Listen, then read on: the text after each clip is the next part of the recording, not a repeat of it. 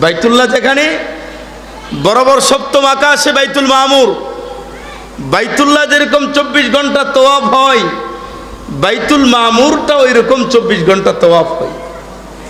একসাথে 70,000 ফেরেশতা বাইতুল মামুরকে তওয়াফ করে। কত হাজার ফেরেশতা?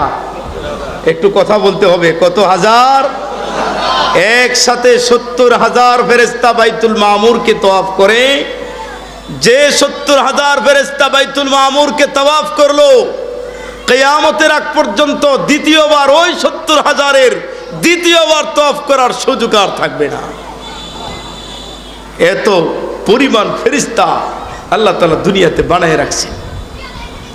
হজের মাস, বাইতুল্লাহর হজ শুরু হয়ে গেছে। বাইতুল্লাহ তো এটা বাহ্যিকভাবে দুনিয়ার ভূপৃষ্ঠে, এটাকে পুনর্নির্মাণ, এটাকে ভিত্তি নির্মাণ করেছেন, জমিনের উপরে সংস্করণ করেছেন হযরত ইব্রাহিম আলাইহিস সালাম, হযরত ইসমাঈল আলাইহিস সালাম। কিন্তু মূলত এই বাইতুল্লাহ এই জমিনে আল্লাহ বানান নাই। বাইতুল্লাহ আল্লাহ তাআলা আসমানে আরশে আজিমেই বানায় রাখছিলেন। ওই জায়গায় বানায়া আল্লাহ তাআলা এই দুনিয়ার মধ্যে রাখছেন। এই বাইতুল্লাহ ডাইরেক্ট আল্লাহ বানাইছেন। বলেন কে বানাইছে? আল্লাহ পাক বানাইছে। আল্লাহ তাআলা কুরআনুল কারীমে বলছেন, ইন্না আউওয়ালা বাইতিন ফুজিয়া লিন-নাসি লাল্লাযী বিবাক্কাতা মুবারাকা। ইন্না আউওয়ালা বাইতিন, এই পৃথিবীতে সর্বপ্রথম ঘর, এই পৃথিবীতে সর্বপ্রথম ঘর যা রাখা হয়েছে এটা হলো বাক্কা। বাক্কা মানে বাইতুল্লাহ, মক্কা। বাইতুল্লাহ আল্লাহর ঘর, মুবারাকা, বরকতপূর্ণ। মুরব্বী বাবাজিরা, যুবক ভাই বন্ধুগণ, আল্লাহ তাআলা ইন্না আউওয়ালা বাইতিন, সর্বপ্রথম ঘর, এরপরে বুঝিয়া শব্দ ব্যবহার করেছেন। উলামায়ে কেরাম যারা আছেন ভালো করে বুঝবেন, জানবেন, বুঝিয়া শব্দ ব্যবহার করছেন। আল্লাহ তাআলা বুনিয়া শব্দ ব্যবহার করেন নাই, বরং বুনিয়ার জায়গাতে আল্লাহ বুঝিয়া ব্যবহার করছেন। উজিয়া হলো এক জায়গায় বানানো হয়, এক জায়গায় বানায়, এক জায়গায় নির্মাণ করে আরেক জায়গায় রাখা হয়, এটাকে বুঝিয়া বলা হয়। আর বুনিয়া বলা হয় যেখানে বানানো হয়, এটাকে বুনিয়া বলা হয়। বাইতুল্লাহর ব্যাপারে আল্লাহ তাআলা বুনিয়া শব্দ ব্যবহার করেন নাই, বুঝিয়া শব্দ ব্যবহার করছেন। এর মানে আরশে আজিমে আল্লাহ তাআলা নিজে আল্লাহর স্বহস্তে, আল্লাহর কুদরতি হাতে বাইতুল্লাহকে আল্লাহ বানাইছেন। এরপরে এই দুনিয়াতে আল্লাহ রাব্বুল আলামিন কেমন বাইতুল্লাহকে রেখে দিয়েছে বুঝবেন সহজেই। পদ্মা সেতুর উপরে যে স্পেন দিয়েছে, স্পেন, এই স্পেনগুলা পদ্মা সেতুর উপর রেখে বানানো হয় নাই, এগুলা অন্য আলাদা বানাইছে, বানায়া পিলারের উপরে স্পেনগুলা রেখে দিছে। কথা কি বুঝতে পারছেন? বানাইছে আর এক জায়গায়, এরপরে ক্রেন দিয়ে পিলারের উপর রেখে দিছে। কথা কি বুঝতে পারছেন কিনা? এমনি ভাবে আমাদের ভাই বন্ধুগণ, আল্লাহ তাআলা এক জায়গায় আরশে আজিমে বানাইছেন বাইতুল্লাহ, আর দুনিয়ার জমিনে রাখছেন। এরপরে আল্লাহ ইব্রাহিম আলাইহিস সালাম, ইসমাঈল আলাইহিস সালামের মাধ্যমে ওই বাইতুল্লাহকে আর একটু বড় করছেন। একথাটা আল্লাহ কুরআনুল কারীমে এইভাবে বলছেন, ওয়া ইয ইয়ারফাউ ইব্রাহিমুল কাওয়াইদা মিনাল বাইতি ওয়া ইসমাঈল। ইয়ারফাউ, উঁচু করেছেন, উঁচু করেছেন, উঁচু করেছেন। আল্লাহ তাআলা ইয়ারফাউ বলেছেন, বলেন না ইয়াবনি, বানাইছেন বলেন নাই। ইয়ারফাউ, উঁচু করেছেন ইব্রাহিম আলাইহিস সালাম, ইসমাঈল আলাইহিস সালাম। কিন্তু আমার ভাই বন্ধুগণ, বাইতুল্লাহর নির্মাণের ক্ষেত্রে এই কাজে যা যা সহযোগিতা করার দরকার, সবচেয়ে বেশি পরিশ্রম যিনি করেছেন তিনি হলো হযরত ইসমাঈল আলাইহিস সালাম। কিন্তু আল্লাহ তাআলা আয়াতে কারিমাতে ইসমাইল আলাইহিস সালামের নাম আগে আল্লাহ বলেন নাই, ইব্রাহিম আলাইহিস সালামের নাম বলছেন, আগে বাবার কথা বলছেন, এরপরে ছেলের কথা বলেছেন। কাজ যদিও ছেলে বেশি করছে, কিন্তু আল্লাহ তাআলা বাবার কথা আগে উল্লেখ করেছেন। এর দ্বারা গোটা পৃথিবীর সকল মানুষকে শিক্ষা দেওয়া হয়েছে। ও দুনিয়ার মানুষ, মুরব্বী যারা আছে, তুমি যুবক, তোমার যতই কৃতিত্ব, যতই যোগ্যতা তোমার থাক না কেন, মুরব্বীদেরকে আগে রাখতে হবে, এরপরে তোমার মতন যুবক যোগ্যবান পিছনে। মুরব্বী হবে আগে, এরপরে যুবক পিছনে।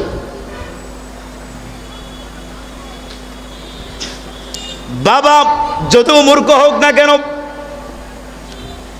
দারুল উলুম দেওবন্দ থেকে ফারেক হয়ে ইফতা পড়ে বড় মুফতি হয়ে মুহাদ্দিস হয়ে বাংলাদেশে আসছে। বাবা যদি কোরআন হাদিসের ব্যাপারে সামান্যতম জ্ঞানও যদি বাবার ভিতরে না থাকে, ছেলে আর বাবা যখন হাঁটবে, ছেলে যত বড় আলেম হন না কেন, ছেলে পিছনে হাঁটবে, বাবা সামনে হাঁটবে। যত বড় আলেম হোক, বাবা সামনে হাঁটবে আর ছেলে পিছনে হাঁটবে। আল্লাহ তাআলা এই শিক্ষাটা দিয়েছেন। তুমি এত বড় আলেম হলো কিভাবে? দেওবন্দ থেকে আলেম হয়ে এসেছো। তোমার বাবা, তুমি যখন দেওবন্দে গিয়েছো, তোমার বাবা একটা রাত এমন যায় নাই, নামাজ পড়ুক বা না পড়ুক, আল্লাহ আমার কলিজার টুকরাকে তুমি হেফাজতে রাখো, আমার কলিজার টুকরাকে হেফাজতে রাখো, আমার ছেলেকে বড় আলেম বানাও। যাক, ওদিকে বয়ান করার আমার উদ্দেশ্য না। হজের মাস চলতেছে, হজের মাস। এখানে শুধু হজের সাথে সম্পৃক্ত না, কোরবানি আছে কি না? কোরবানি আছে কি না? এখানে অনেকে কোরবানি কিনেও ফেলছেন, কথা ঠিক কি না? সুতরাং আজকে আমি কোরবানির ব্যাপারে আলোচনা করতে চাচ্ছি না, আজকে হজের ব্যাপারেও আলোচনা করতে চাচ্ছি না, আপনারা এই সবগুলা জানেন। এরপরে আমি বলবো, হজের ব্যাপারে আমাদের সিরিয়াস হতে হবে, হজের ব্যাপারে আমাদের সিরিয়াস হতে হবে, আমাদেরকে কেয়ারফুল হতে হবে, আমাদেরকে আরেকটু জাগতে হবে। অনেকেই হজ নিজের উপরে ফরজ হয়েছে, আমরা জানি না। ছেলে বিয়ে পড়াইলে ছেলেকে আগে বিয়ে করাই, আগে বৌবানি বাড়িতে, মাইয়া, এরপরে মাইয়া বড় হয়ে গেছে, আগে মায়েরে বিয়ে দিই, ছেলেরে বিয়ে শাদি করাই, এরপরে হজ করি।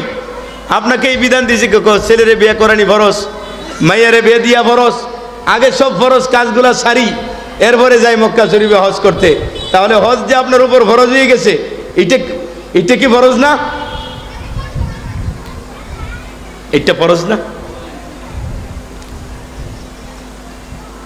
এক মহিলা নবীজির সামনে যান, বুখারী শরীফের হাদিস। নবীজির সামনে যাওয়ার পরে হুজুরকে জিজ্ঞেস করলেন, ওগো আল্লাহর রাসূল, আমার আম্মার ইন্তেকাল হয়ে গেছে,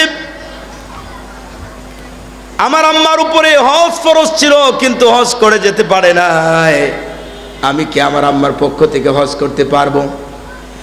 আফা আহুজ্জু আনহা ইয়া রাসূলুল্লাহ, ওগো প্যারা হাবিব রাহমাতুল লিল আলামিন, আল্লাহর নবীজি, আমার মার পক্ষ থেকে কি আমি হজ করতে পারবো, যেহেতু আমার আম্মা জীবিত নাই? আল্লাহর নবীজি উত্তর এরকম ভাবে দেন নাই, হ্যাঁ তুমি করতে পারবা বা পারবা না, এইরকম উত্তর দেন নাই। বরং নবীজি বললেন, আচ্ছা বলো তো দেখি, তোমার মা মারা গেছে, তোমার মার কাছে যদি কেউ কোনো টাকা পাওনা থাকতো, দেনা যদি তোমার মার থাকে, তাহলে ওই দেনা পরিশোধ করা তোমার জন্য জরুরি কিনা বলো? বলছে, জি হ্যাঁ ইয়া রাসূলুল্লাহ, আমার মার কাছে যদি কেউ দেনা পায়, টাকা পয়সা লেনা দেনা যদি থাকে, তাহলে ঋণ পরিশোধ করা আমার উপর জরুরি।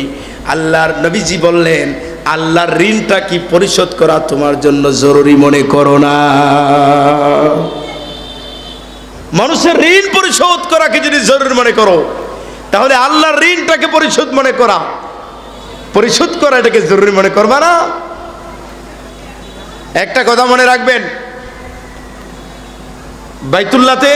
বাইতুল্লাহর সফরে 40 দিনের সফর মনে করেন, এই 40 দিন বিবি বাচ্চার খাবারের জন্য যা দরকার এগুলো রেখে যায়, বাইতুল্লাহ যাওয়া আবার ফিরে আসা, এই পরিমাণ সম্পদের মালিক যদি কেউ থাকেন, এই পরিমাণ সম্পদের মালিক যদি কেউ থাকেন, বাইতুল্লাহ যেতে পারেন, বাইতুল্লাহ থেকে ফিরে আসতে পারবেন, এই পরিমাণ সম্পদ আছে, তাহলে আপনাকে হজ করতে হবে।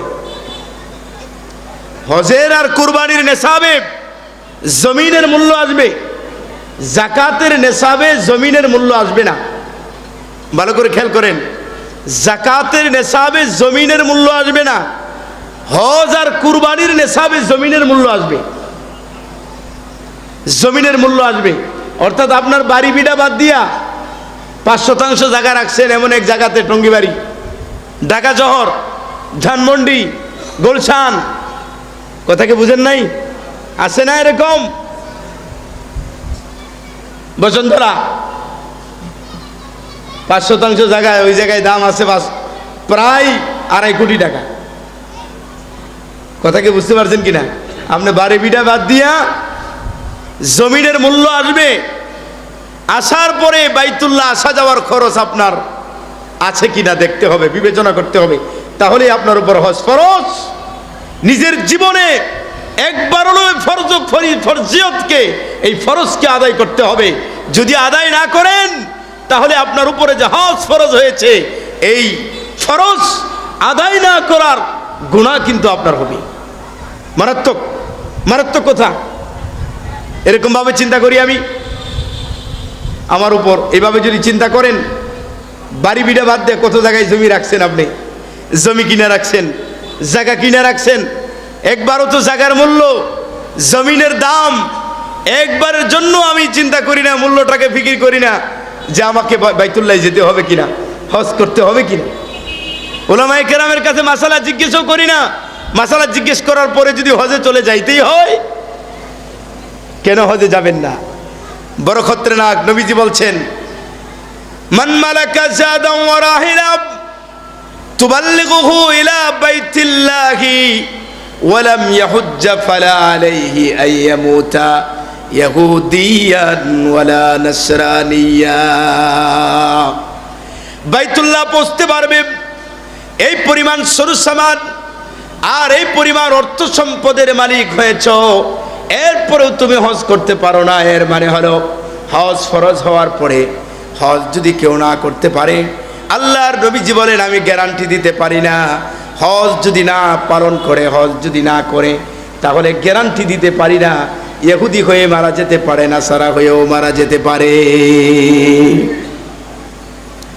এই জন্য আমার ভাই বন্ধুগণ, হযরত ইব্রাহিম আলাইহিস সালাম বাইতুল্লাহ বানানোর পরে, বাইতুল্লাহর ভিত্তিকে উঁচু করার পরে আল্লাহ তাআলা হযরত ইব্রাহিমকে অর্ডার করলেন, ইব্রাহিম মানুষকে বাইতুল্লাহ জিয়ারতের জন্য আহ্বান করো।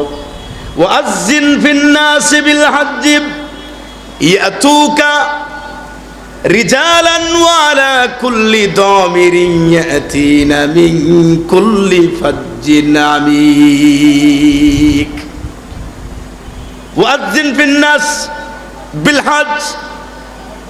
ইব্রাহিম আলাইহিস সালামকে বললেন, ইব্রাহিম মানুষকে আহ্বান করো, মানুষকে দাওয়াত দেও, ডাক দেও, আহ্বান করো বাইতুল্লাহ তওয়াফ করার জন্য, হজ করার জন্য। হযরত ইব্রাহিম আলাইহিস সালাম বললেন, গোটা পৃথিবীর মানুষের কানে আওয়াজ কে পৌঁছায় দিবে? আমি একটা ছোট্ট মানুষ, এত জোরে আওয়াজ তো গোটা পৃথিবীর আনাচে কানাচে পৌঁছাতে পারবো না। কিভাবে ডাক দিব, কিভাবে ডাক দিব, কিভাবে ডাক দিব? আল্লাহ তাআলা ইব্রাহিম আলাইহিস সালামকে ঘোষণা করলেন, পয়গম্বর ইব্রাহিম, তোমার দায়িত্ব হলো মানুষকে আহ্বান করা, মানুষের কানে আওয়াজ পৌঁছায় দেওয়া তোমার দায়িত্ব না।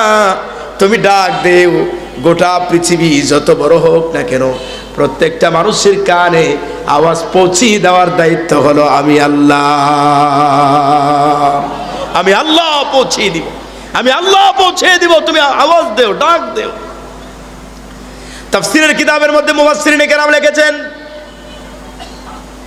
হযরত ইব্রাহিম আলাইহিস সালামের আওয়াজ রূহের জগতে যারা শুনল, আর সেই রূহের জগৎ থেকে যারা একবার লাব্বাইক আল্লাহুম্মা লাব্বাইক বলছে, একবার হজ করবে, যারা 2 বার বলেছে 2 বার হজ করবে, যারা 3 বার বলছে 3 বার হজ করবে, যারা 4 বার বলেছে 4 বার হজ করবে। আর কেউ যদি লাব্বাইক বলে না থাকে তাহলে তার কপালে হজ নাই। আমার উস্তাদে মুহতারাম ওলামায়ে কেরাম চিনবেন,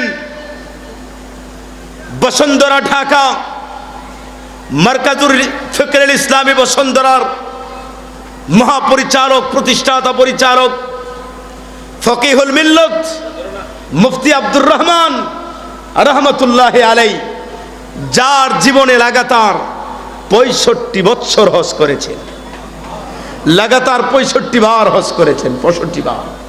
তিনি আল্লাহর কাছে দোয়া করতেন, আল্লাহ আমার ইচ্ছে হলো সুফিয়ান সৌরি রহমতুল্লাহ আলাইহি যতবার হজ করেছেন, আল্লাহ আমার কপালে এতটা হজ আপনি তৌফিক দিয়েন। সুফিয়ান সৌরি রহমতুল্লাহ আলাইহি 75 বার হজ করেছে। কতবার? 75 বার হজ করতে হলে তো কমপক্ষে 75 বছর হজ করতে হবে, কথা ঠিক না? 75 বার হজ করেছেন। 241 বার উমরা করেছেন মুফতি আব্দুর রহমান সাহেব রহমতুল্লাহি আলাইহি। মহব্বত, মহব্বতের ব্যাপার, সম্পূর্ণ মহব্বতের ব্যাপার। এই জন্য আপনি যদি চিন্তা করেন, টঙ্গিবাড়ির ধর্মপ্রাণ মুসলমান ভাইদেরকে আমি বলি, যারা হজ করছেন দোয়া করি বারবার হজ করার তৌফিক দান করেন, বলেন আমিন। আর যারা হজ করি নাই, হজ ফরজ হয়ে আছে, হজ করেনি। কারণ আল্লাহ নবী বলছেন ওয়ালাইসা লিল হাজ্জাতিল মাবরুরা ওয়ালাইসা লিল হাজ্জাতিল মাবরুরাতি জাযাউন ইল্লাল জান্নাহ। হজ্জে মাবরুর, হজ্জে মাবরুর মানে হজ্জে মকবুল, হজ্জে মাবরুরের প্রতিদান জান্নাত ছাড়া আর কিছুই নাই। হজ্জে মাবরুরের প্রতিদান হলো জান্নাত।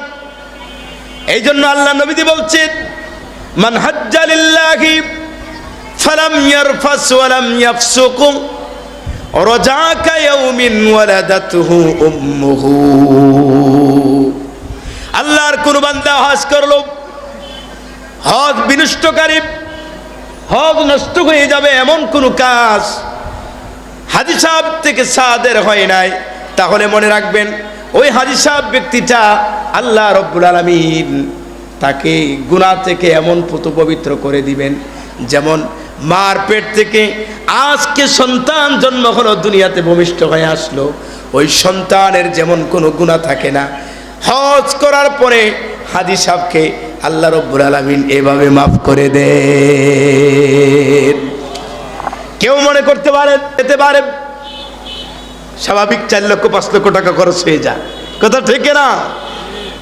এই কথাটা যেন মানুষের দিলের ভিতরে, মানুষের জেহেনের ভিতরে না যায়। এই জন্য বিশ্বনবী আগেই চিকিৎসা দিয়েছেন। সেই চিকিৎসা কি? বিশ্বনবী বলছেন তাবিউ বাইনাল হজ্জি ওয়াল উমরা, তাবিউ বাইনাল হজ্জি ওয়াল উমরা ফাইন্নাহুমা ইয়ানফিয়ানিজ যুনুবা ওয়াল ফাকরা কামা ইয়ানফিল কিরু খাবাসাল হাদিদ। হজ উমরা একসাথে করো, হজ উমরা একসাথে করো, ফায়দা হবে কি, লাভ হবে কি? হজ উমরা একসাথে করো। আমরা জানি হজ 3 প্রকারের হয়। এক প্রকারের হজ হলো হজ্জে ইফরাদ, আরেক প্রকারের হজ হলো হজ্জে তামাত্তু, আরেক প্রকারের হজ হলো হজ্জে কিরান। হজ্জে ইফরাদ বলা হয় যদি হজের ইহরাম বাঁধেন, আর হজ্জে তামাত্তু বলা হয় যদি উমরার ইহরাম বাঁধেন, আর হজ্জে কিরান বলা হয় হজ আর উমরার একসাথে যদি ইহরাম বাঁধেন, এটাকে হজ্জে কিরান বলা হয়। আর নবীজি হাদিসের মধ্যে কিরান হজের প্রতি ইশারা করলেন, ইঙ্গিত করলেন, ও দুনিয়ার মুসলমান, হজ আর উমরা একসাথে ইহরাম বাঁধো, হজ করো। তাহলে মনে রাখবা যে টাকা খরচ শোনো, হজ করার দ্বারা আল্লাহ তাআলা দরিদ্র উন্মুক্ত করে দেন। যার গরিবী অবস্থা আছে, যে টাকাটা খরচ হয়ে যায়, এগুলা আল্লাহ তাআলা অন্যভাবে কুদরতিভাবে ব্যবস্থা করে দেন। যে পরিমাণ হজ করলেন, যে টাকা খরচ করলেন, হজ করে আসবেন, আত্মবিশ্বাস যদি আল্লাহর প্রতি থাকে, অবশ্যই মনে রাখবেন আগামী বছর 1টা বছরের মধ্যেই ওই টাকা আবার ব্যবস্থা হয়ে যাবে, আল্লাহ পাক ব্যবস্থা করে দিবে। হজের মাস চলতেছে। আমি মনে করলাম আপনাদের সামনে হজের ব্যাপারে কয়েকটা কথা যদি না বলি তাহলে আমি নিজেকে মনে করতেছি এটা হক আদায় হবে না। এই জন্য হজের ব্যাপারে কয়েকটা হাদিস বললাম। ওই ধরনের কোনো কিচ্ছা কাহিনী আমি আপনাদেরকে শোনাইতে পারবো না, কোনো গল্প তাও আমার কাছে নাই। কোরআন হাদিস যা সামনে আছে তাই আপনাদেরকে আমি বলতে পারবো। হজের ব্যাপার গেল, শর্টকাটে বললাম। সামনে আমাদের কুরবানি, জিলহজের 10 তারিখ, আগামী রবিবার দিন কুরবানি। কুরবানির ব্যাপারে লম্বালম্বি কোনো কথা বলবো না, তবে একটা কথা বলবো, এই যে 6টা রাত আমাদের মাস থেকে চলে গেল, 6 রাত, জিলহজ মাসের প্রথম 10 দিন, প্রথম 10টা রাত, এটা আল্লাহর কাছে অনেক দামি, অনেক দামি, অনেক দামি। আমাদের জীবনে এই গুরুত্বপূর্ণ দিনগুলো পাওয়ার জন্য আল্লাহ আমাদেরকে হায়াত দিয়েছেন, এই জন্য শুকরিয়া আদায় করি আলহামদুলিল্লাহ। জিলহজের চাঁদ ওঠার পরে এক একটা রাত কেউ যদি আমরা ইবাদতের মধ্যে অতিবাহিত করতে পেরেছি বা করেছি, তাহলে গ্যারান্টি দিতে পারি শবে কদর, লাইলাতুল কদর, শবে কদরে সারা রাত ইবাদত করলে যে পরিমাণ সব পাওয়া যায়, এক একটি রাত, জিলহজের 10 রাত, আল্লাহ তাআলা এক একটি রাতের ইবাদত, প্রতি রাতের ইবাদত, শবে কদরের ইবাদতের সওয়াব আপনার আমলনামায় দিয়ে দিবেন। এটা কি ছোটখাটো কথা? কিন্তু আছে কি আমাদের মধ্যে গুরুত্ব? এশার নামাজ হয়ে গেল, ঘুমাইলাম, কেউ তো এশার নামাজ পড়লাম না, আজান হলো, নামাজের দ্বারে কাছেও নাই, ঘুমিয়ে গেলাম। আবার যুবক ভাইয়েরা যারা আছে, টাচ মোবাইল হাতে নিলাম, ফ্রি ফায়ার খেললাম, এরপরে সারা রাত SMS পাঠাইলাম, প্রেমালাপ করলাম, নিজের জীবনকে শেষ করে দিলাম, পুরা সময়কে নষ্ট করে দিলাম। আমাদের জিন্দেগির যে পুরা সময়টা নষ্ট করে দিতেছি, এক একটা মূল্য, এক একটা সময়, এক একটা মুহূর্ত, আমরা একটা মানুষ যদি জানতাম, একটা মুহূর্তকেও কোনোদিন নষ্ট করতে দিতাম না। হাকিম মুহাম্মদ মুজাদ্দিদ মিল্লাত হযরত মাওলানা আশরাফ আলী থানভী রহমাতুল্লাহ আলাইহি তার এক কিতাবের মধ্যে লেখেন, কথাগুলা ভালো করে বুঝবেন, দিলের কানে শুনবেন। দিলের কানে যদি না শোনেন, দিলের ভিতরে বুঝাতে পারবেন না, ঢুকাইতে পারবেন না, আমলও করতে পারবেন না। এক লোক মনে করেন তার শান্তি হলো এভাবে, নদীর পাড়ে বসা, নদীর পাড়ে বইছে পানির মধ্যে, নদীর পাড়ে বইছে পানির মধ্যে, ঢিল দিলে পানির মধ্যে যে একটা আওয়াজ আসে, আওয়াজ, এই আওয়াজটা তার কাছে ভালো লাগে। এক এক ধরনের এক এক রকম শখ, কথাকে বুঝেন না? কেউ ক্রিকেট খেলতে ভালো লাগে, কাহারও ফুটবল খেলতে ভালো লাগে, কাহারও মোটর সাইকেল চালাইতে ভালো লাগে, কাহারও সাইকেল চালাইতে ভালো লাগে। এটি এক একজনের এক একটা রুচি, কথা ঠিক না? আর ওই লোকের রুচি হলো পানির মধ্যে ঢিলাইব, ঢিলের পরে আওয়াজ হইব, ওই আওয়াজটা কানে আসবে, এটাই তার কাছে খুব ভালো লাগে। কথা কি বুঝতে পারছেন আপনারা আমার ভাই বন্ধুগণ? এভাবেই নদীর পাড়ে গেল, যায়া রাত অন্ধকার হয়ে গেছে, এখন ঢিলাইবার জিনিস কই, চাক্কা পাইব কই, ঢিলাইতে হইলে ঢিলের জিনিস লাগবো না। এইভাবে খুঁজতে খুঁজতে একটা ব্যাগ পাইলো, থলে পাইলো, দেখলো থলের মধ্যে কিছু পাথর, খুব খুশি হয়ে গেছে, মারাত্মক খুশি। বাস একটা একটা থলের থেকে পাথর বের করে আর পানির মধ্যে ঢিল দেয়, আওয়াজ হয়, আর তার কাছে ভালো লাগে। আরেকটা পাথর ঢিল দেয়, আওয়াজ হয়, তার কাছে খুব ভালো লাগে। আরেকটা পাথর ঢিল দেয়, পানিতে আওয়াজ হয়, তার কাছে খুব ভালো লাগে। এইভাবে ঢিলাইতে ঢিলাইতে ঢিলাইতে ঢিলাইতে ঢিলাইতে ঢিলাইতে ফজরের আজান হয়ে গেছে, সুবে সাদেক হয়ে গেছে, ঢিলাই শেষ করে ফেলছে, মাত্র একটা পাথর আছে। এবার সকালবেলা, সকাল হয়ে গেল, মনে মনে ভাবলো, এই থলের ভিতর থেকে, এই ব্যাগের ভিতর থেকে সারা রাত যে ঢিলাইলাম, কি ঢিলাইলাম একটু দেখি তো, দেখি তাকাইয়া। এরপরে ব্যাগের ভিতর থেকে, থলের ভিতর থেকে হাত দিয়া হাতের তালাতে যখন আনছে, আইনে দেখে ওইটা তো ওই রকম কোনো পাথর না, এটা তো হীরার খণ্ডের টুকরা। এবার কপালের মধ্যে থাপ্পড় দেয় আর বুকের মধ্যে থাপ্পড় দেয়, আঘাত করে, কি করলাম রে সারা রাত, এই থলের ভিতর থেকে হীরার খণ্ডের টুকরাগুলা ঢিলে শেষ করে দিলাম। আহারে, আমি তো জানি না এটা হীরার খণ্ডের টুকরা। আমার ভাই বন্ধুগণ, ওই ব্যক্তিরা থানবী রহমতুল্লাহ লেখেন, ওই ব্যক্তি যেমনি ভাবে হীরার খণ্ডের টুকরাগুলা না জেনে সারা রাত ঢিলে পানির মধ্যে ফেলে দেয়, একটা হীরা খণ্ডের টুকরা হাতের তালুতে পাওয়ার পরে যতটুকু আফসোস তার ভিতরে এসেছে, যতটুকু hayran তার ভিতরে এসেছে, আমার ভাই বন্ধুগণ, ইমাম গাজ্জালী রহমতুল্লাহ আলাইহি তার কিতাবের মধ্যে লেখেন, মানুষের প্রত্যেকটা মুহূর্ত নাক থেকে শ্বাস বের হয়, শ্বাস প্রশ্বাস যা আছে, এই শ্বাস প্রশ্বাসটা হলো প্রত্যেকটা মানুষের জন্য এই একটা সেকেন্ড ধরতে পারেন, প্রত্যেকটা শ্বাস প্রশ্বাস ওই রকম হীরার খণ্ডের টুকরার চেয়েও আল্লাহর কাছে আরো বেশি দামি। তাহলে ওই হীরার খণ্ডের টুকরাগুলা সারা রাত ঢিলে শেষ করছে, আমরাও এরকম ভাবে প্রত্যেকটা মুহূর্ত মণিমুক্তার চেয়েও বেশি দামি, এগুলা কেউ আমরা এইভাবেই শেষ করে দিচ্ছি। আমরা কিন্তু কেউ হিসাব করতেছি না, কিন্তু হিসাব নেওয়ার দিন সামনে আছে, আছে কিনা বলেন? হিসাব নেওয়ার দিন আছে কিনা? দেওয়া নেওয়ার দিন আছে, আছে, আসতেছে। আল্লাহ পাক হিসাব নেবে, আল্লাহ পাকের কাছে হিসাব দিতে হবে। হিসাব না দিয়ে কোনো গতি নাই, হিসাব দিতেই হবে। আমার ভাই বন্ধুগণ, এই জন্য এক একটা রাত মূল্যায়ন করার চেষ্টা করব, জীবনে তওবা করব। রব্বুল আলামিন এই ধরনের যত রাত আমার কাছ থেকে চলে গেছে, তওবা করলাম, মাবুদ বুঝি নাই, না বুঝে সময়গুলাকে পার করে দিলাম, মাবুদ মাফ করে দেন। তওবা করতে পারবো না? হ্যাঁ, যত অপরাধী করেন, যত অন্যায় করেন, তওবা করবেন, আল্লাহ তাআলা মাফ করে দিবেন। তওবা করবেন, তওবা করতে দেরি হবে, কিন্তু আল্লাহ তাআলা মাফ করতে দেরি করবেন না। তওবা তো আমরা ভুলে গেছি, তওবা তো ভুলে গেছি আমরা। याद हक दुनिया में सुबह शाम कार,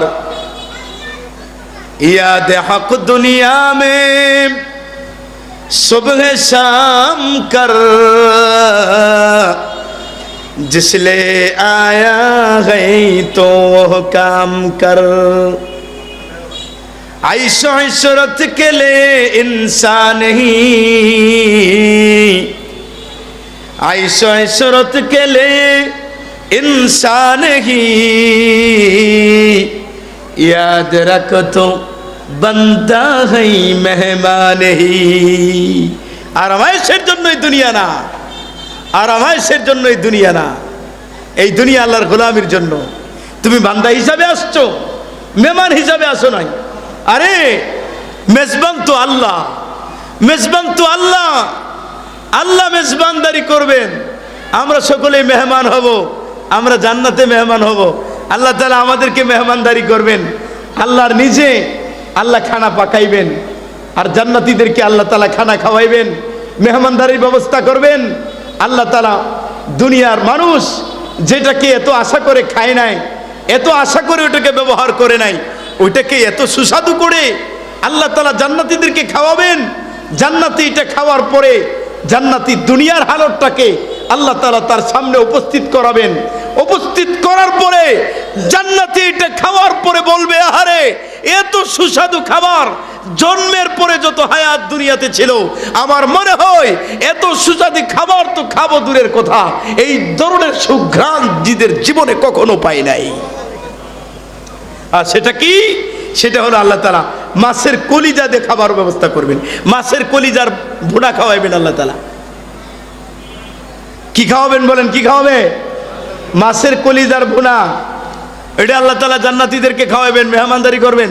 তো দুনিয়াতে আমরা মেহমান হয়ে কেউ আসি নাই, মেহমানদারি ব্যবস্থা তো আল্লাহ তাআলা জান্নাতে করবেন। এই দুনিয়াতে আল্লাহ তাআলার হুকুমকে পালন করার জন্য আসছি, যে জন্য আসছি ওই কামকে আমাদের করতে হবে। আমার ভাই বন্ধুগণ, এই জন্য আল্লাহ নবীজি বলছেন, তোমরা যদি লাউ আখতাতুম হাত্তা তাবলুগা খাতায়াকুম আস-সামাআ সুম্মা তুবতুম লাতাবাল্লাহু আলাইকুম। ইমাম ইবনে মাজাহ রাহমাতুল্লাহ আলাইহি ইবনে মাজাহতে হাদিস উল্লেখ করেছেন, রাসূলুল্লাহ সাল্লাল্লাহু আলাইহি ওয়াসাল্লাম বলেন, তোমরা যদি অপরাধ করো তোমরা যদি গুনাহ করো, তোমরা যদি নাফরমানি করো, ভালো করে খেয়াল করবেন, অন্যদিকে মন নিয়েন না, কথা শুনেন। তোমরা যদি অপরাধ করো, তোমরা যদি গুনাহ করো, তোমাদের গুনার পরিমাণ, তোমাদের অপরাধের পরিমাণ যদি এই বরাবর হয়ে যায়, যা আকাশ পর্যন্ত পৌঁছে গিয়েছে, এরপরে যদি তোমরা দিল একনিষ্ঠের সাথে আল্লাহর কাছে তওবা করো, আল্লাহ রব্বুল আলামিন তোমাদের সমস্ত গুনাহ খাতা মাফ করে দিবেন। এর চেয়ে দয়ালু আর কেউ আছে? আছে বলেন? এর চেয়ে দয়ালু আর কেউ নাই। আমার ভাই বন্ধুগণ, আপনারা একজন মুহাদ্দিসের নাম শুনছেন, হযরতে আব্দুল্লাহ বিন মুবারক রহমতুল্লাহ আলাইহি। নাম শুনছেন? আব্দুল্লাহ বিন মুবারক। গোটা পৃথিবীতে যত মুহাদ্দিস আল্লাহ দুনিয়াতে পাঠিয়েছেন, আব্দুল্লাহ বিন মুবারক রহমতুল্লাহ আলাইহি তার মধ্যে ছিলেন অনন্য যুগশ্রেষ্ঠ মুহাদ্দিস। লক্ষ লক্ষ হাদিসের হাফেজ ছিলেন। দুনিয়াতে এমন কোনো মুহাদ্দিস নাই যে মুহাদ্দিসের ব্যাপারে মন্তব্য করা হয় নাই। এমনকি ইমাম বুখারী রহমতুল্লাহ আলাইহির ব্যাপারেও মন্তব্য করা হয়েছে। ইমাম বুখারী রহমতুল্লাহ আলাইহির উস্তাদ আল্লামা ইমাম জুহলি রহমতুল্লাহ আলাইহি বলছেন, ইমাম বুখারীকে মুসলমানের কবরে যেন দাফন না দেওয়া হয়। নাউজুবিল্লাহ পড়েন। কত বড় মন্তব্য! ইমাম মালিক রহমতুল্লাহ আলাইহির ব্যাপারে মন্তব্য হয়, ইমাম মালিক রহমতুল্লাহ আলাইহি কাফের। নাউজুবিল্লাহ পড়েন। আল্লামা ইবনে আবি জিমের বড় মুহাদ্দিস, উনি ইমাম মালিকের কাফেরের ফতোয়া দিয়েছেন। তাহলে এটা বড় মন্তব্য না? ইমামুল মাগাজি, বুখারী শরীফের কিতাবুল মাগাজির যে ইমাম মুহাম্মদ বিন ইসহাক, এত বড় মুহাদ্দিসকে ইমাম মালিক রহমতুল্লাহ আলাইহি মন্তব্য করছেন, বলছেন আন্নাহু দাজ্জালুম মিনাদ দাজাজিলা, সে হলো দাজ্জাল। মানে এই ধরনের মুহাদ্দিসের মধ্যে, মুহাদ্দিসিনে কেরামের মধ্যে বড় বড় মুহাদ্দিস যাদের ব্যাপারে মারাত্মক বড় ধরনের মন্তব্য আছে, কিন্তু এগুলো উম্মত গ্রহণ করেন নাই। একজনে মন্তব্য করছেন, এই মন্তব্যের কোনো মূল্য নাই। কথাকে বুঝতে পারছেন কিনা? কিন্তু এই ধরনের সামান্যতম মন্তব্য আব্দুল্লাহ বিন মুবারক রহমতুল্লাহ আলাইহির ব্যাপারে নাই। আমার ভাই বন্ধুগণ, এত বড় মুহাদ্দিস ছিলেন আব্দুল্লাহ বিন মুবারক রহমতুল্লাহ আলাইহি, যার হাদিসের দর্শের মধ্যে 12,000 শুধু মুকাব্বিরের সংখ্যা ছিল। কত হাজার? 12,000 মুকাব্বিরের সংখ্যা ছিল। এখন ওনার দর্শে হাদিসের মধ্যে মুহাদ্দিসের সংখ্যা ছিল কি পরিমাণ, এবার আপনারা একটু নিজেরাই চিন্তা করেন। আমার ভাই বন্ধুগণ, আব্দুল্লাহ বিন মুবারক রহমতুল্লাহ আলাইহি 25 বছর, মতান্তরে 22 বছর, কেউ 18 বছর বলেন, এখনো মাদ্রাসাতে যান নাই, কোনো লেখাপড়া করেন নাই, আলেমদের কাছে যান নাই, কোনো হাদিস শিখেন নাই, কোরআন হাদিসের জ্ঞান অর্জন করেন নাই।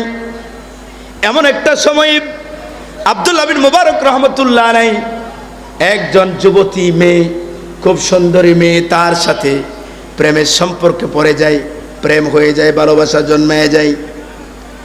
চিঠির মাধ্যমে কথা হয়, দুজনের মধ্যে কোনোদিন দেখা সাক্ষাৎ নাই, শুধু চিঠির মাধ্যমে কথা হয়। একদিন চিঠিতে জানানো হলো, আমার প্রাণের প্রিয়তম, একবার আপনার কাছে আমার দাবি হলো আপনার চেহারাটাকে যেন দেখতে পারি, সাক্ষাৎ করবেন। দুজনের মধ্যে কথা হলো। কথা অনুযায়ী আব্দুল্লাহ বিন মুবারক, একটি রাত, কনকনা শীতের রাত, লম্বা রাত, আমার ভাই বন্ধুগণ, আব্দুল্লাহ বিন মুবারক নিজের প্রেমিকার সাথে কথা অনুযায়ী সাক্ষাৎ করতে যাবেন তার বাড়িতে, বাড়ির পাশে। সন্ধ্যার পরে রওনা দিলেন।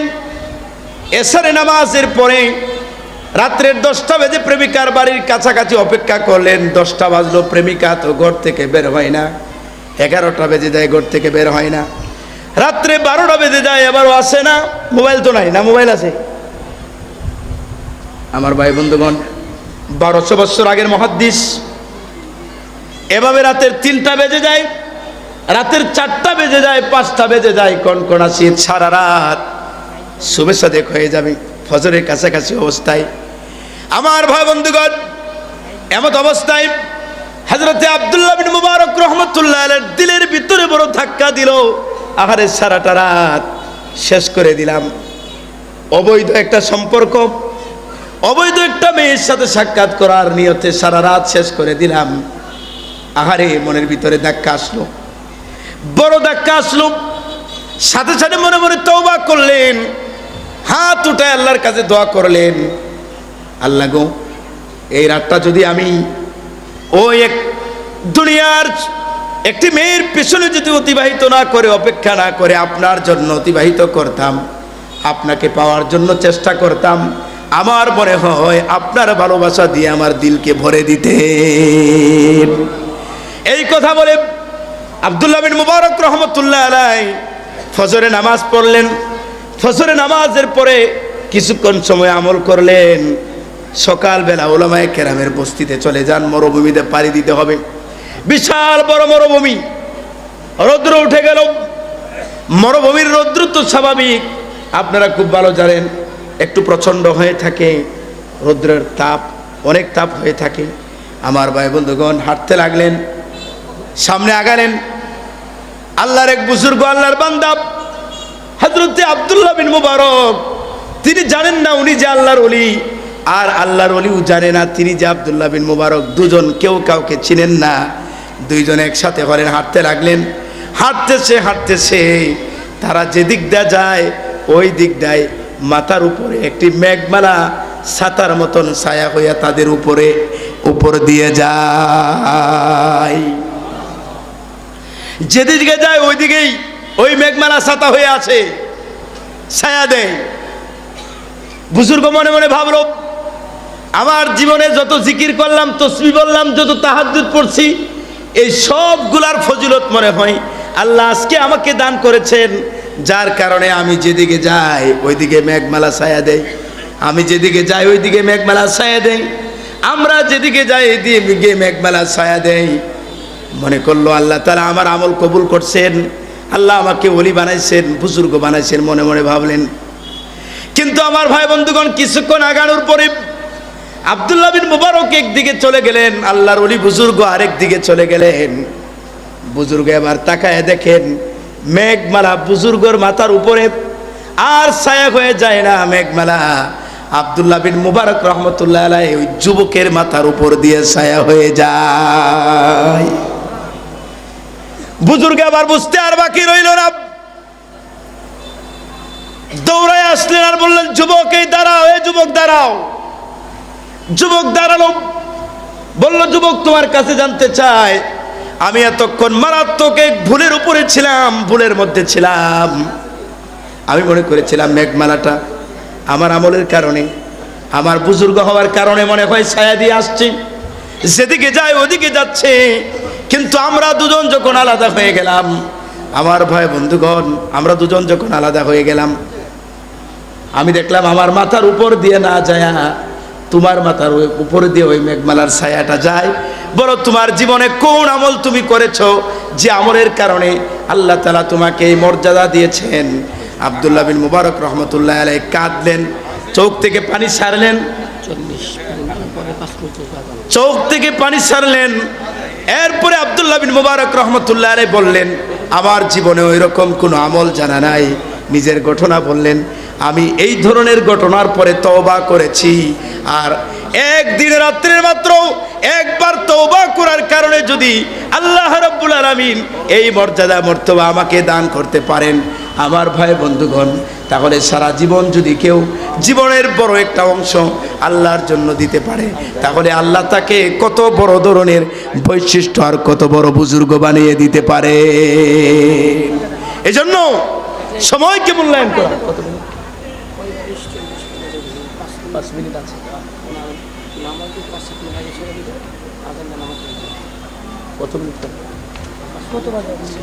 আমার ভাই বন্ধুগণ, এই জন্য আমাদের জীবনকে গড়তে হবে, জীবনকে গড়তে হবে, জীবন গড়তে হবে। আর জীবন গড়তে হলে আমাদের জীবন গড়ব, নিজেরা গড়তে পারবো না। নিজেরা গড়তে পারবো? নিজেরা গড়া সম্ভব না। আমাদের জীবন গড়তে হলে আমাদের মুরব্বির দরকার আছে, আছে কিনা? মুরব্বির দরকার আছে কিনা? মুরব্বির দরকার আছে। মুরব্বি ছাড়া নিজের জীবনের পরিবর্তন আনা যাবে না, নিজের জীবনের পরিবর্তন আনা যাবে না। আমাদের নাইবে আমিরুল মুজাহিদিন চরমোনার পীর মরহুম ফজলুল করিম রহমতুল্লাহ আলাইহির সুযোগ্য সাহেবজাদা, বাংলার জিন্দা আল্লাহর কুতুব ওলি বুজুর্গ, এই ধরনের আল্লাহ ওয়ালাদেরকে মুরব্বী বানায়া এরপরে তাদের দিক নির্দেশনামূলক চললেই আমাদের দিল থেকে গুনার উপর তওবা আসবে। না হয় গুনাহ করলেই তওবা করতে মন চাইবে না, গুনাহ করলেই তওবা করতে মন চাইবে না। আমার ভাই বন্ধুগণ, এই দ্বীনি প্রতিষ্ঠানগুলো এই ধরনের আল্লাহ ওয়ালাদের নেক নজরে পরিচালনা হয়ে আসতেছে। এই জন্য এই ধরনের দ্বীনি প্রতিষ্ঠানগুলোতে আমাদের সহযোগিতা করতে হবে। আমাদের যেখানে যেদিকে খবর নেওয়ার দরকার এদিকে খবর নিতে হবে। এগুলো হলো দিন টিকানোর দুর্গ। এই দ্বীনি প্রতিষ্ঠানগুলো হলো দিন টিকার দুর্গ, কালা দিনের দুর্গ, দিন টিকার দুর্গ হলো এই দ্বীনি প্রতিষ্ঠানগুলো। এগুলো আল্লাহ ওয়ালাদের তত্ত্বাবধানে পরিচালিত হয়। আপনার খরচে যদি কোরআনের একজন হাফেজ হয়, এর প্রতিদান সওয়াব কি আপনি পাবেন না? পাবেন কিনা? হযরতে মাহমুদুল হাসান গঙ্গোহী রহমতুল্লাহ আলাইহি, ওনার ঘটনা বলি আমি শেষ করব। উনি ওনার কিতাবের মধ্যে ঘটনা লেখেন, এক সাহেবে কাশফ বুজুর্গ এক কবরের পাশ দিয়ে হাঁটে যাইতেছেন। সাহেবে কাশফ বুজুর্গ, যার মাঝে মাঝে কাশফ হয়, আর কাশফ হলে তখন মোটামুটি কাশফের মাধ্যমে অনেক কিছু অজাহাত হয়ে যায়। কবরস্থানের পাশ দিয়ে হাইটে যাচ্ছে, কবরস্থানের পাশে হাইটে যাওয়ার সময় এখানে কাশফ হয়ে গেছে। কাশফ হওয়ার পরে কবরের জগতের নিচের যত মানুষ আছে মুর্দা, সব মানুষকে উনি দেখতে পারতেছেন। সুবহানাল্লাহ, দেখতেছেন ওই মুর্দা মানুষগুলা কাশফের মধ্যে, কবরের মধ্যে। আমরা জানি তাদেরকে মৃত দাফন করছি, কিন্তু রুহু তো আর মৃত না, রুহু কি মারা যা? সাহেবে কাশ বুজুর্গ দেখলেন তারা কিছু মানুষ, মৃত মানুষগুলো এক জায়গায় জমা হইয়া বড় মাছ বাজারে উঠলে যেই রকম উপরে বড়া ভিড়, উপচে বড়া ভিড়, একজন আর একজন ভিড়াভিড়ি করে কি জানি নিতেছে। এই সাহেবে কাশ বুজুর্গ সেখানে গেলেন, যাই বললেন, ভাইরা আপনারা এখানে কি ভাগাভাগি করতেছেন? তারা বললো, আরে ভাই আপনি তো জীবিত, আমরা মৃত, আমরা অসহায়। এই দুনিয়াতে কিছুক্ষণ আগে এই কবরের পাশ দিয়ে কিছু মানুষ হাইটে যায়া আমাদের জন্য 3 বার কুল হুয়াল্লাহ বইরা কিছু হাদিয়া বাড়াইছে, ওই হাদিয়াগুলো আমরা সবাই সমানভাবে ভাগ করে নিতেছি। কথা কি বুঝতে পারছেন? এবার সাহেবে কাশ বুজুর্গ দেখেন, ওই যে দূরে কবরের কোণাতে একটা লোক বইসা রইছে, ওই লোকটা এখানে আসে নাই, উপচে পড়া ভিড়ের মধ্যে আসে নাই। সাহেবে কাশ বুজুর্গ সেখানে গেলেন, যায় বললেন, ভাই আপনি ওই জায়গায় হাদিয়া নেওয়ার দরকার নাই, আপনি গেলেন না কেন? আপনার কি সবের দরকার নাই, হাদিয়ার দরকার নাই? ওই লোকটা বলল, কিছু দাড়ি বাঁকা কিছু কাঁচা।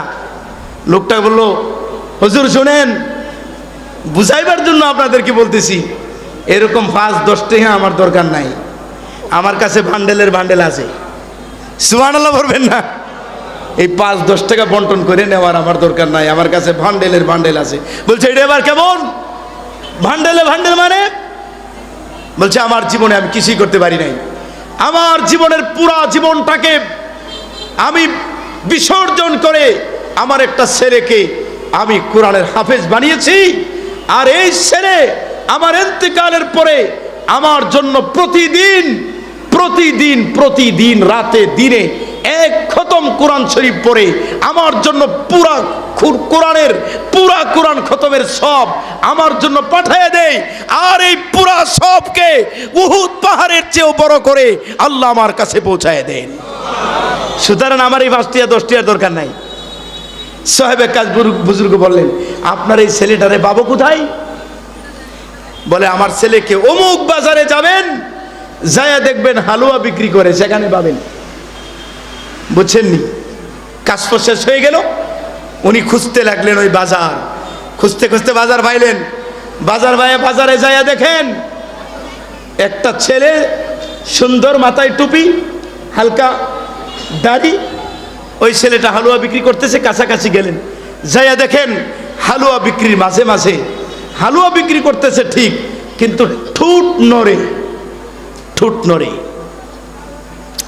আমার ভাই বন্ধুগণ, সাহেবে কাশফ বুজুর্গ ছেলেকে বললেন, বাবা তোমাকে অনুরোধ করি হালুয়া বিক্রি অল্প সময়ের জন্য বন্ধ করো, অনুমতি চাই তোমার কাছে 2 মিনিট কথা বলার জন্য, তোমার মূল্যবান 2টা মিনিট আমাকে দিবা। হাফেজ ছেলেটা বলল, হুজুর হ্যাঁ অবশ্যই দিতে পারি। বলেন কি বলবেন? বলল, বাবা রে তোমার কাছে জানতে চাই, তুমি হালুয়া বিক্রি করো ঠিক, কিন্তু বিক্রির ফাঁকে ফাঁকে তোমার ঠোঁট নড়ে কি কারণে, এটা কি আমাকে জানাবা? ওই ছেলেটা বললেন, চোখ থেকে পানি ছাড়লেন, কাঁদে কাঁদে কাঁদে কাঁদে বললেন, হুজুর আমার আব্বা দুনিয়া থেকে বিদায় হয়ে চলে গেছে, অনেক কষ্ট করে আমার আব্বা আমাকে কোরআনের হাফেজ বানাইছেন। আমি কামাই রোজগার করে কোনোদিন আমার আব্বার কাছে 5টা টাকাও দিতে পারি না, আমার আব্বা দুনিয়াতে যেন চলতে পারে। আমি টাকা দুনিয়াকে অর্জন করে বাবার হাতে দিব, তা দেওয়ার আগে বাবার ইন্তেকাল হয়ে যায়, বাবা মারা যান। কিন্তু আমি চিন্তা করলাম আমার আব্বা আমার কোরআনের হাফেজ যেহেতু বানিয়ে গিয়েছেন, আমি নিজের সাথে ওয়াদাবদ্ধ করেছি, নিজের সাথে আমি আমার নিজেকে শর্ত করেছি, আমার নিজের দিল মনকে বুঝাইছি, যতদিন আমি জীবিত থাকি কমপক্ষে প্রতিদিন আমার আব্বার জন্য 1 খতম কোরআন পড়ে এই হাদিয়াটুকু আমার আব্বার কবরে পৌঁছায়া দিব।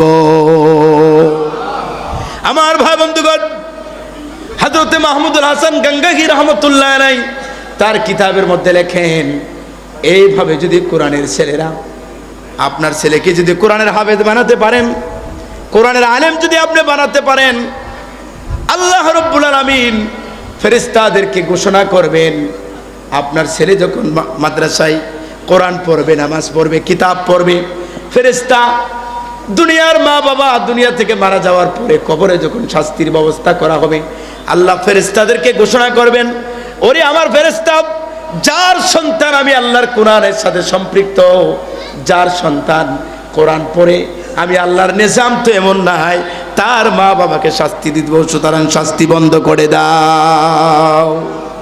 লম্বালম্বি আলোচনা করার সময় নাই, আর অনেক আলোচনা ছিল, ইনশাআল্লাহ ওলামায়ে কেরাম আলোচনা করবেন। এই জামতলি মাদ্রাসা, হাফিজিয়া মাদ্রাসা, এই মাদ্রাসায় আমরা আমাদের নানানভাবে সহযোগিতা, সবচেয়ে বড় সহযোগিতা হলো ছাত্র দিয়ে সহযোগিতা করব। নিজের ছেলেকে কোরআনের আলেম বানাবো, কোরআনের হাফেজ বানাবো। যেদিন দুনিয়া থেকে কোরআনের আলেম, কোরআনের হাফেজ দুনিয়া থেকে উঠে যাবে, ওই দিন দিন উঠে যাবে, আল্লাহর আসমানি এলেম উঠে যাবে। আল্লাহর আসমানি এলেম যখন উঠে যাবে, তখন আর দুনিয়ার মধ্যে দিন থাকবে না। দিন থাকবে না তো দুনিয়া থাকবে না। দুনিয়া থাকার জন্য দিন থাকা শর্ত, দিন থাকার জন্য ওলামায়ে কেরাম থাকা শর্ত। ওলামায়ে কেরাম থাকতে হবে, হাফেজে কোরআন থাকতে হবে। যতদিন আলেম আছে, যতদিন হাফেজ আছে, ততদিন দিন থাকবে। হক্কানি ওলামায়ে কেরাম যতদিন জীবিত থাকবে, গোটা পৃথিবীতে যত ধরনের ফিতনা, যত ধরনের ইসলাম সর্বশেষ ইসলামিক ভিডিও সবার আগে পেতে আল হাদি মিডিয়া সাবস্ক্রাইব করে পাশে থাকা বেল আইকনটি ক্লিক করুন। ধন্যবাদ।